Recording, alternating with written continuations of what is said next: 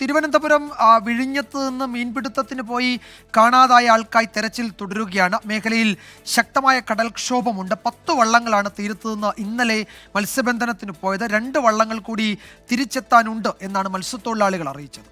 പ്രതികരണങ്ങൾ ആദ്യം. ഇത് ഇന്നലെ 2 മണിക്ക് പണിക്ക് പോയാണ് വൈകുന്നേരം. അപ്പോൾ അവർ വലയൊക്കെ വലിച്ചിട്ട് ഓടി വരാൻ സമയത്ത് ഒഴുക്കിൽ ഈ തടിയുടെ കഷ്ണം വള്ളത്തെ അടിച്ച് വള്ളം പൊട്ടിപ്പോയതാണ്. അപ്പോൾ അവർ ഇങ്ങനെ വെള്ളം കോരി കോരി കിടന്ന് ഇപ്പോൾ ഇവിടെ റേഞ്ച് വന്നപ്പോൾ ഫോൺ വിളിച്ച് ഇവിടെ നിന്ന് നമ്മൾ 2 വള്ളം പോയി അവരെ സുരക്ഷിതമായിട്ട് കരയ്ക്ക് എത്തിച്ചിട്ട് വന്നു. ഇവിടുത്തെ നാട്ടിലുള്ള വള്ളം കുറവായിട്ടേ പണിക്കുള്ളൂ. ഏകദേശം ഒരു 10-20 വള്ളത്തിനകത്തേ പോകത്തുള്ളൂ. പുറത്തുള്ള ആൾക്കാർ ശരിക്കും പണിക്ക് പോയി. അപ്പോൾ പുറത്തുള്ള ഇപ്പം നമുക്ക് അറിയപ്പെടുന്നത് ഇവിടുത്തെ വള്ളം 3 വള്ളം വരാനുണ്ട്. അതിൽ 1 വള്ളം ഇപ്പം കയറി. ഇനിയിപ്പോൾ 2 വള്ളം നമുക്ക് വരാനുണ്ട്. ബാക്കി പുറത്തുനിന്ന് പോയവരുടെ കണക്ക് നമുക്ക് വരുന്നില്ല.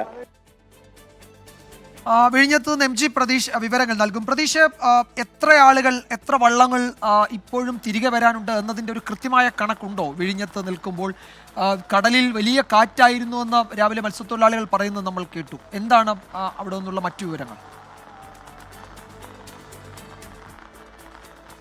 വിജയകുമാർ, വിഴിഞ്ഞം തീരത്തെ സംബന്ധിച്ച് പ്രതികൂല കാലാവസ്ഥയാണ് ഇപ്പോഴും നിലനിൽക്കുന്നത്. എത്ര മത്സ്യബന്ധന യാനങ്ങൾ ഈ കടലിൽ പോയിട്ടുണ്ട് എന്ന കാര്യത്തിൽ കൃത്യമായൊരു കണക്കിനിയും പുറത്തു വന്നിട്ടില്ല.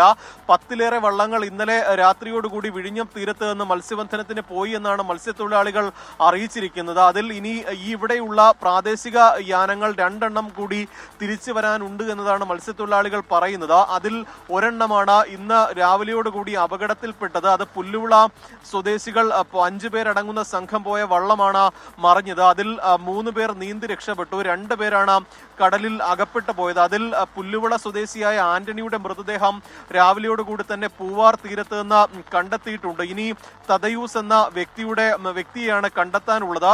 പക്ഷേ തിരച്ചിൽ നടത്താനുള്ളൊരു കാലാവസ്ഥയല്ല ഈ തീരമേഖലയിൽ ഉള്ളത് എന്നതാണ് കോസ്റ്റൽ പോലീസും ഈ കോസ്റ്റ് ഗാർഡും അറിയിച്ചിരിക്കുന്ന കാര്യം. പക്ഷേ കൃത്യമായൊരു മുന്നറിയിപ്പ് ഈ മത്സ്യത്തൊഴിലാളികൾക്ക് നൽകുന്നുണ്ട്. ഇന്ന് മത്സ്യബന്ധനത്തിന് വിലക്കുള്ളൊരു സമയം കൂടിയാണ്. അതുകൊണ്ട് ഈ മത്സ്യബന്ധനത്തിന് മത്സ്യത്തൊഴിലാളികൾ കടലിലേക്ക് ഇറങ്ങരുതെന്ന നിർദ്ദേശം ഈ കോസ്റ്റ് ഗാർഡും തീരദേശ പോലീസും അടക്കം ആവർത്തിച്ച് നൽകുന്നുണ്ട്. പക്ഷേ ചില മത്സ്യത്തൊഴിലാളികളെങ്കിലും ഈ കടലിൽ പോകുന്ന ഒരു സാഹചര്യമാണ് ഉള്ളത്.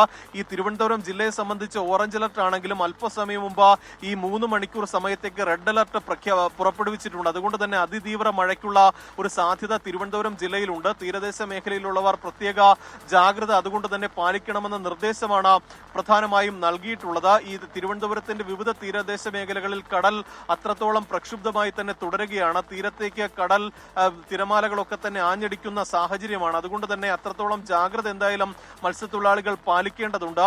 ഈ നിലവിൽ മറ്റ് അപകടങ്ങളൊന്നും തന്നെ വിഴിഞ്ഞത്ത് റിപ്പോർട്ട് ചെയ്തിട്ടില്ല. നേരത്തെ ഉണ്ടായിരുന്ന ഒരു അപകടമാണ് റിപ്പോർട്ട് ചെയ്തത്. ഈ മറ്റൊരു വള്ളം തടിയിൽ തട്ടി വള്ളത്തിന് കേടുപാട് സംഭവിക്കുകയും വള്ളത്തിലേക്ക് ഈ വെള്ളം കയറുന്ന ഒരു സാഹചര്യവും ഉണ്ടായിരുന്നു. ഏറെ നേരം മത്സ്യത്തൊഴിലാളികൾ കടലിൽ തുടർന്നു. പിന്നീട് റേഞ്ച് ഉള്ള ഒരു സ്ഥലത്തെത്തിയപ്പോൾ മറ്റ് മത്സ്യത്തൊഴിലാളികളെ ബന്ധപ്പെടുകയും ഇവിടെ നിന്ന് 2 വള്ളങ്ങൾ ഈ ഉൾക്കടലിലേക്ക് പോയി അവരെ തിരികെ കൂട്ടിക്കൊണ്ടുവരികയുമായിരുന്നു.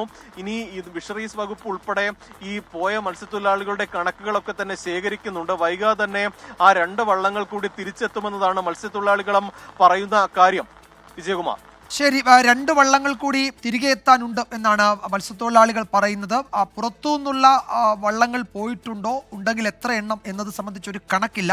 ഒരുപക്ഷെ അല്പസമയത്തിനകം സർക്കാർ ഔദ്യോഗികമായി ഫിഷറീസ് വകുപ്പിന് എന്തെങ്കിലും കണക്കുകൾ ഇക്കാര്യത്തിൽ നൽകാൻ കഴിയുമോ എന്ന് നമുക്ക് നോക്കാം. MG പ്രതീഷാണ് വിഴിഞ്ഞത്ത് നിന്ന് വിവരങ്ങൾ നൽകിയത്.